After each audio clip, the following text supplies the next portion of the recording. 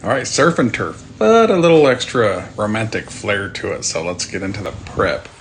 So I got some heart-shaped cookie cutters that I'm gonna press through these salmon steaks and make some heart-shaped salmon pieces that I'm gonna smoke and sear. All that extra salmon I chopped up and put aside for another cook, but with these hearts, I season them with the Traeger spicy fajita rub.